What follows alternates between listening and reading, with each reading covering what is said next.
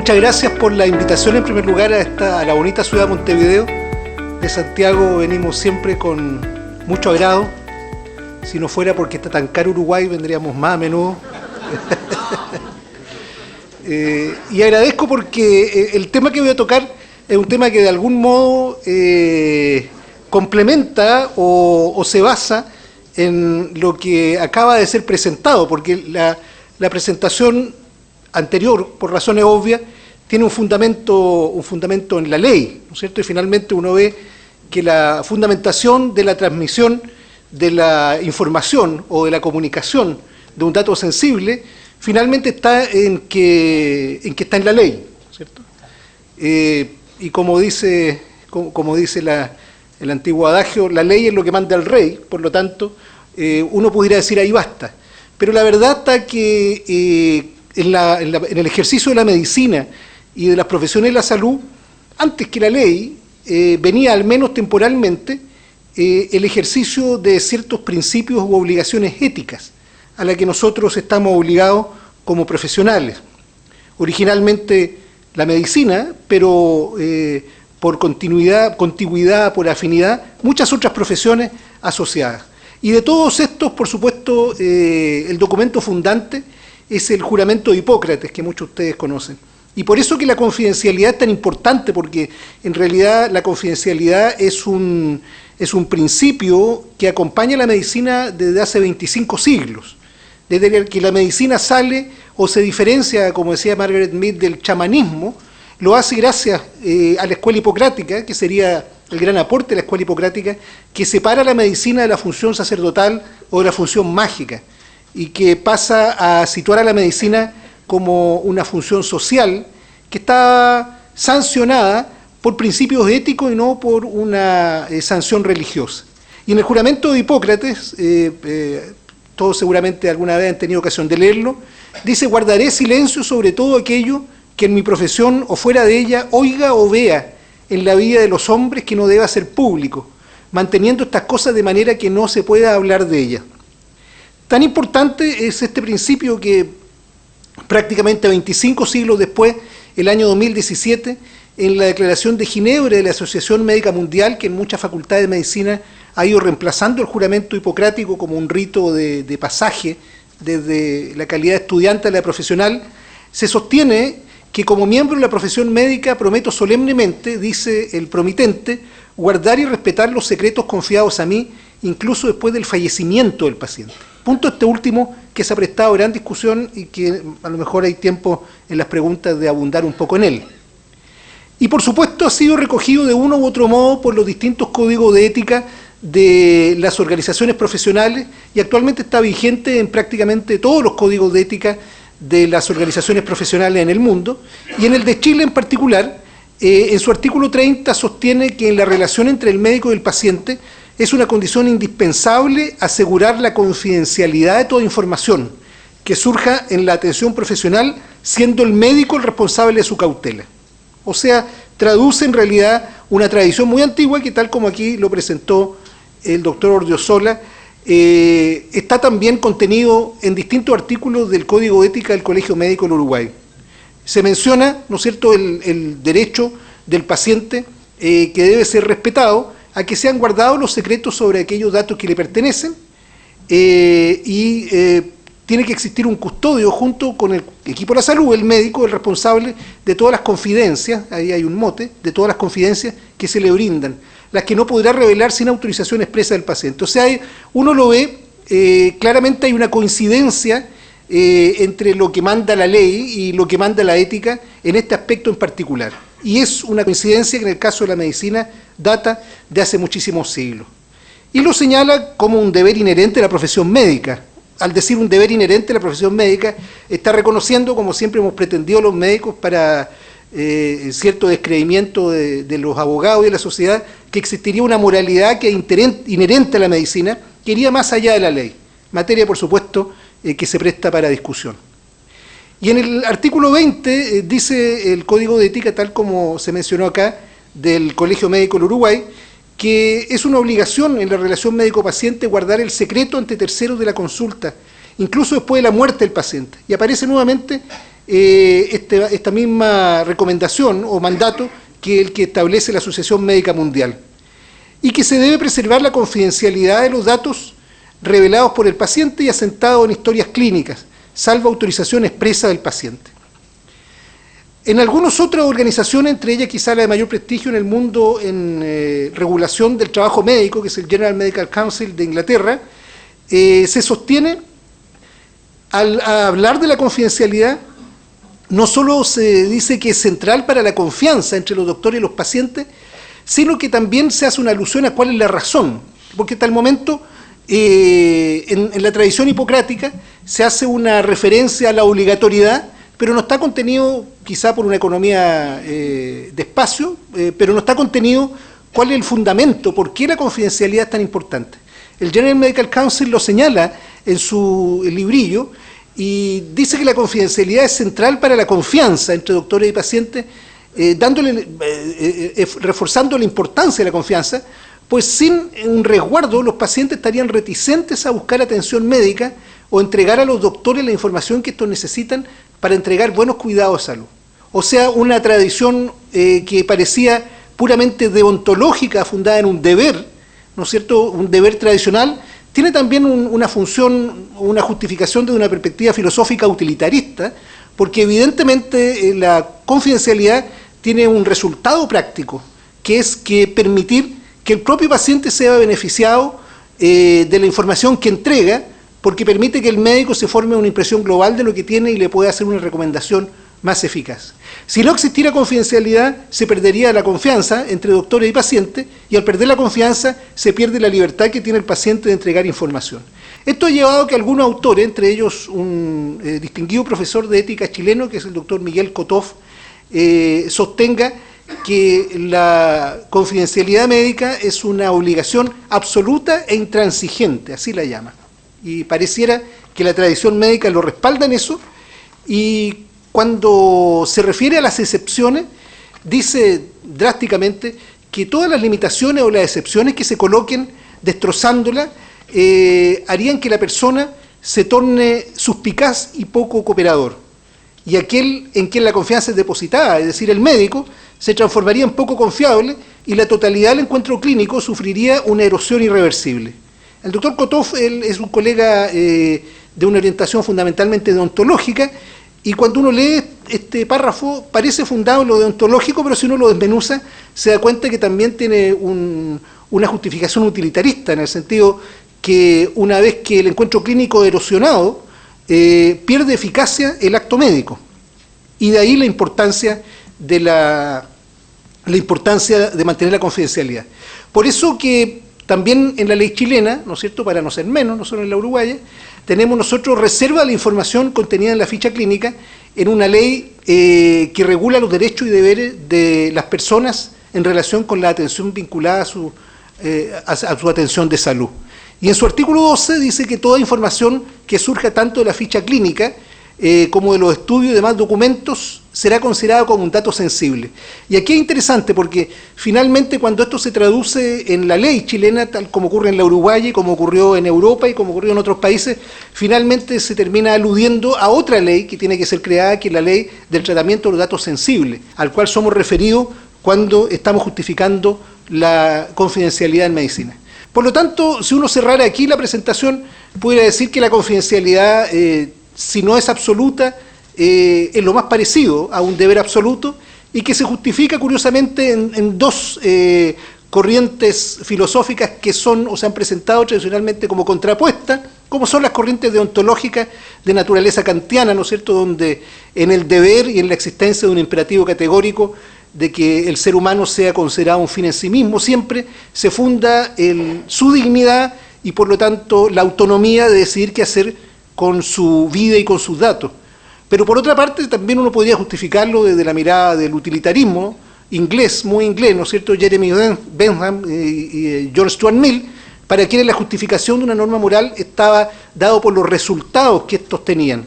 Y es evidente, como lo intenté sustentar recién, que la confidencialidad tiene un resultado deseable, que es hacer eficaz el acto médico. Entonces, si aquí terminaba la presentación, quedaríamos todos felices, diríamos la confidencialidad es extraordinaria. Pero, sin embargo, tiene excepciones. Entonces, uno dice, claro, entonces, bueno, la confidencialidad es muy importante, pero tiene excepciones. ¿Cuáles son estas excepciones? Es posible compatibilizar las excepciones con este deber de confidencialidad que es tan antiguo. Y aquí es donde uno otra vez puede llegar al juramento de Hipócrates y decir que el juramento de Hipócrates tenía una letra chica. O bien que el juramento de Hipócrates lo redactó un abogado, porque había un detallito. Entonces muchos dicen, señala Hipócrates, guardaré silencio sobre todo aquello, bla, bla, bla, de todo aquello que no deba ser público.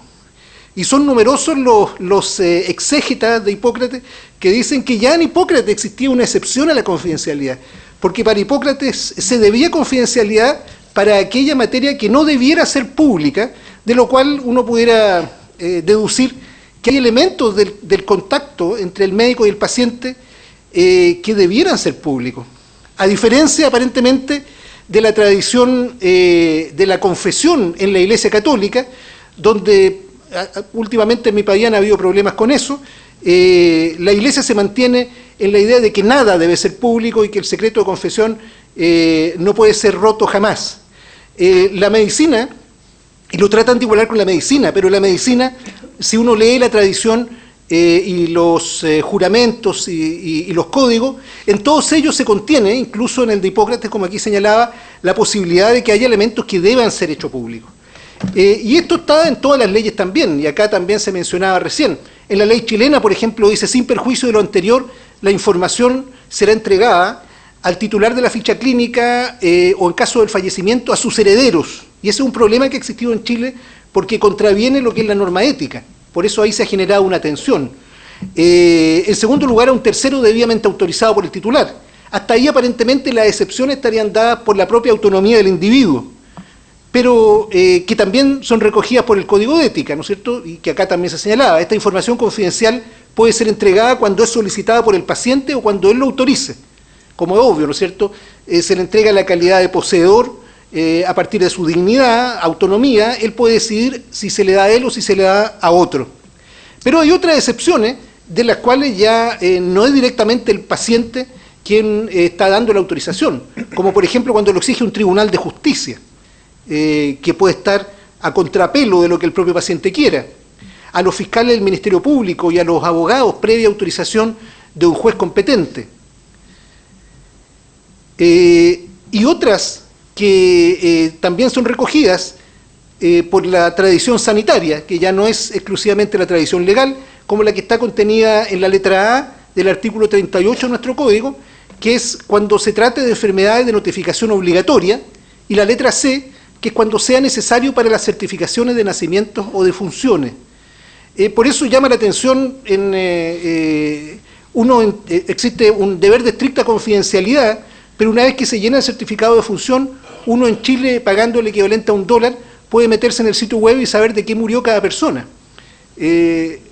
Por lo tanto, hay una tensión, hay algo que parece más que se paga un servicio verbal a la confidencialidad, pero que de uno u otro modo cuenta con numerosas excepciones. Y hay una en particular que quiero resaltar, que se presta para discusión, pero que ha ido siendo sancionada por la ley común en el mundo, no sé cuál será la situación en Uruguay, que es que también el Código, la ética, ha recogido que uno se ve liberado de la obligación de confidencialidad cuando fuera imprescindible para evitar un perjuicio grave para el paciente o para terceros. O sea, también uno pudiera verse liberado de la obligatoriedad de confidencialidad cuando uno piensa que es depositario como confidente en tanto médico de una información que pudiera prevenir un daño grave en una tercera persona, ya no solo en el paciente mismo, sino que en un tercero. Y esto está recogido también en el Código de Ética de Uruguay, donde en el artículo 22, la letra B, donde salen las excepciones que están en todas partes, ¿no es cierto?, y se alude a esta justa causa de revelación que se señalaba antes, está, por ejemplo, la negativa sistemática del paciente de advertir a un tercero acerca de un riesgo grave para la salud de este último. Por ejemplo, coloca el ejemplo al que más se acude, que es el contagio de una enfermedad transmisible. O sea, por ejemplo, si un paciente que tiene una enfermedad transmisible desde el punto de vista sexual, que son las que uno tiende a esconder más, se niega a informarle a su pareja de la existencia de esto. Y debiera el médico ejercer la persuasión para que lo haga, pero la ética médica permite, y lo recoge el Código de Ética de Uruguay, que tiene categoría legal en este país, que el médico le informe a la pareja si es que esto el paciente no se allanara a hacerlo. Y esto ha sido recogido por la Asociación Médica Mundial como el deber de advertir. O sea, existe un deber de advertir cuando uno se percata de la existencia de esta situación. Y eso requiere una decisión prudencial respecto a quién debe contarle el médico y qué es lo que se debe decir. Por lo general, en la norma dice que solo se debe revelar la información necesaria para evitar el daño anticipado y debe estar dirigida únicamente a los que la necesitan, a fin de evitar todo perjuicio. Esto adquirió una característica, un estatus legal en la common law, en un caso famoso que se llamó el caso Tarasov en Estados Unidos, donde un paciente en un contacto clínico con su psiquiatra le confesó que tenía ganas ciertas de matar a su exnovia. Y finalmente la exnovia no es advertida y el paciente mata, fallece la exnovia por la agresión del paciente y la familia demanda al equipo de cuidado de la salud y en fallos que fueron contradictorios en las distintas instancias, finalmente la Corte Suprema de California reconoce que existía una obligatoriedad de parte del médico o de la institución de salud donde esto había ocurrido de advertir cuando había un riesgo cierto de daño para un tercero. Y esto que es más cotidiano, que el caso Tarasov, que en mi país se ha dado más de una vez, no sé acá, en los casos de pacientes seropositivos, el manual de ética médica dice que efectivamente uno estaría en condiciones o se vería autorizado para darlo, pero le agrega un matiz, una sutileza. Dice, en el caso de un paciente seropositivo, la entrega de información a la esposa o a la pareja sexual, dice la esposa, en realidad está siendo sexista porque pensaría que el que se niega es el esposo, siempre podría ser al revés. La entrega de información a la esposa o a la pareja sexual actual puede que no sea contraria a la ética. Es interesante este lenguaje porque, claro, es como matar un antiguo amor, ¿no es cierto? Decir que finalmente este deber de confidencialidad es hasta por ahí nomás. Y en el Código de Ética del Uruguay tiene algo que no tiene el chileno y que indica que va un paso más adelante, más en el futuro, ¿no es cierto? Y qué es lo que ocurre quizá, que motiva esta discusión, que es que agrega este artículo del artículo 20, donde dice que el médico debe propiciar el respeto a la confidencialidad por parte de todos los trabajadores de la salud. O sea, le entrega al médico un cierto deber de liderazgo respecto al resto de los trabajadores, una responsabilidad de ese tipo, y que los registros informatizados deben estar adecuadamente protegidos. El Código de Ética de mi país no hace alusión a eso. Pero lo coloco acá por otra razón, que es la que da pie a la parte final de lo que quiero comentar con ustedes, que es, dice, propiciar el respeto a la confidencialidad por parte de todos los trabajadores de la salud. Entonces uno dice, ¿por qué se coloca esto aquí? ¿Por qué la confidencialidad no era algo entre el médico y su paciente? Y resulta que acá dice todos los trabajadores de la salud. O sea, ya la confidencialidad ya no es entre dos nomás, sino que entre un grupo. Y eso es lo que motivó hace ya varios años a un artículo famoso del Dr. Ziegler en el New England Journal of Medicine, el año 82, donde declara muerta la confidencialidad. Y el título era bien provocativo y generó numerosas referencias posteriores que es interesante seguir en la discusión a los que le interese, porque dice, la confidencialidad en medicina es un concepto decrépito. Y señala que la confidencialidad médica, como ha sido tradicionalmente entendida, y eso es importante, por los pacientes y los doctores, ya no existe más. Este antiguo principio médico, que ha sido incluido en todos los juramentos de los médicos y códigos de ética desde tiempo hipocrático, se ha vuelto viejo, worn out. Eso podría uno decir fané, descangallado. Yo no sé si será si el lunfardo de qué lado del río se habla, pero ya es un concepto que no tiene lugar. Claro, lo decía de modo provocativo este colega, y señalaba que los esfuerzos para preservarla, además, aparecían condenados al fracaso y a menudo dan lugar a más problemas que soluciones. Los psiquiatras, dice, han reconocido tácitamente la imposibilidad de asegurar la confidencialidad de los registros médicos, eligiendo tener un registro médico separado, como ocurre en varios países, en el mío también. Y funda este artículo, que es de 3 o 4 páginas, un artículo bien contundente, con una viñeta. Y en esta viñeta lo que dice es algo que para todos nosotros es bastante evidente, pero que uno como que no reconoce cómo afecta la confidencialidad. Y señala la historia de un paciente con una enfermedad pulmonar obstructiva crónica que se hospitaliza para una colecistectomía. Es atendido en una cama de cuidados postoperatorios y luego en una sala común. Sigue este paciente y se da cuenta que fue atendido o sus datos fueron revisados por cerca de 100 personas, entre profesionales y personal administrativo. Y hace una lista de todos los que accedieron a los datos de este paciente. Entre ellos habían 6 médicos tratantes, 12 internos, 20 enfermeros distribuidos en 3 turnos, 6 kinesiólogos, 3 nutricionistas, 4 oficiales de finanzas, etcétera, etcétera, etcétera. Entonces lo que dice este autor es de qué confidencialidad estamos hablando hoy día. Ya no puede entenderse la confidencialidad como la relación que existía originalmente entre un médico y un paciente, que está graficada en estos 2 cuadros de 2 tradiciones distintas. La de Goya. Goya es el paciente, un autorretrato en la práctica, dedicado a su médico, el doctor Arrieta, después que sufrió tifo exantemático. Era una relación entre 2 personas. O este otro caso, este otro cuadro tan famoso, ¿no es cierto?, que está en la Tate Gallery, de Sir Luke Fields, que se llama El Doctor, ¿no es cierto?, de este médico que pasivamente observa al paciente sin hacer mucho, pero acompaña, como un neurólogo, y que se ve reemplazado hoy día por una situación completamente distinta. Hoy día uno entra a un hospital y los datos se los toman 20 personas.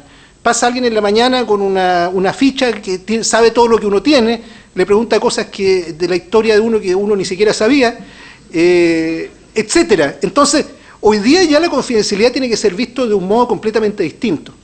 Entonces, esto es lo que motiva el análisis de la ficha médica electrónica. Aquel que vea que en la ficha médica electrónica está la amenaza a la confidencialidad, en realidad está llegando tarde. La amenaza a la confidencialidad está dada por la forma inevitable como hoy día el paciente tiene relación con la salud. No es la ficha médica electrónica. Quizás la ficha médica electrónica, si algo puede tener que ver con la confidencialidad, es tratar de explorar cómo la ficha médica electrónica puede colaborar para rescatar confidencialidad en el entorno actual de la atención de salud. Entonces, en ese sentido, la ficha médica electrónica, desde el punto de vista ético, es más bien una oportunidad que una amenaza. Y es una oportunidad por varias razones. Estas 2 que son bastante obvias, ¿no es cierto?, las menciono muy rápidamente, es que disminuye la probabilidad de error. Es obvio, ¿no es cierto?, que al disponer en forma oportuna del máximo de información sobre un paciente, cuáles son las terapias que ha recibido, cuáles son las alergias, cuáles son los diagnósticos previos, etcétera, disminuye la probabilidad del error médico que está siempre presente.